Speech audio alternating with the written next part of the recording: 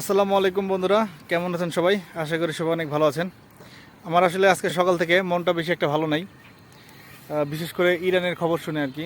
ইরানের যে আপনার প্রধান ধর্মীয় নেতা আয়াতুল্লাহ আল খামেনি সাহেবের মানে শাহাদত বরণ নিয়ে আমার আসলে কথাটা বিষয়টা শোনার পরে থেকে আমার মনটা অনেক খারাপ। আসলে উনি একমাত্র নেতা ছিল যিনি আমাদেরকে দেখিয়ে দিয়ে গেছেন যে কীভাবে চোখে চোখ রেখে আপনার কারো গোলামি না করে বেঁচে থাকা যায়, কাউকে ভয় না করে, কাউকে কারোর মানে ভয়ের তোয়াক্কা না করে।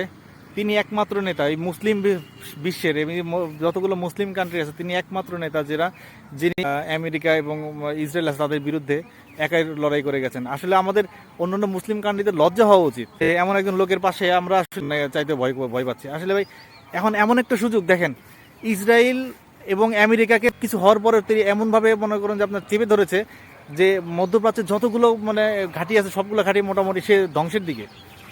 এই সময় যদি অন্য অন্য রাষ্ট্রগুলো যদি একটু সাপোর্ট দেয়, একটু পাশে থাকে, এভাবেই হোক আমেরিকাকে মধ্যপ্রাচ্য থেকে তো মানে নিশ্চিহ্ন করার জন্য, এটা কিন্তু আসলে সম্ভব, ইচ্ছে থাকলেই সম্ভব। যেমন সৌদি, কাতার, বাহরাইন, আরব আমিরাত, এই যে দেশগুলো আছে, আরে ভাই আমার বাড়িতে অন্য কারোর লোকজন এসে শাসন করবে, এটা কি মেনে নেওয়া যায়?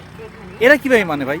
সৌদি, কাতার, বাহরাইন বা আরও বড় বড় যেসব কান্ট্রিগুলো আছে, আমেরিকার যে এদের মানে দেশের ভিতরে এসে একটা সামরিক ঘাঁটি করছে, এটা তারা কীভাবে মানে? এখন একটা সুযোগ ছিল যে যেহেতু ইরান চারদিকে আক্রমণ করছে, এরা যদি একটু এইসব ঘাঁটিকে একটু যদি মনে করে ধাক্কা দিত, যে আমেরিকা পুরো নিশ্চিহ্ন হয়ে যাবে। জাস্ট এই ধাক্কা দেওয়াটা শুধু অভাব আমাদের পৃথিবীতে এই মানুষদের। আর ভালো থাকবেন সবাই। আসলে আমাদের সবাই সদিচ্ছার অভাব আছে। দেখা যাক, উপরওয়ালা যেটা নির্ধারণ করেছে সেটাই তো হবে, এটা আসলে কারোর হাত নাই। তো ভালো থাকবেন, সুস্থ থাকবেন, আল্লাহ হাফেজ।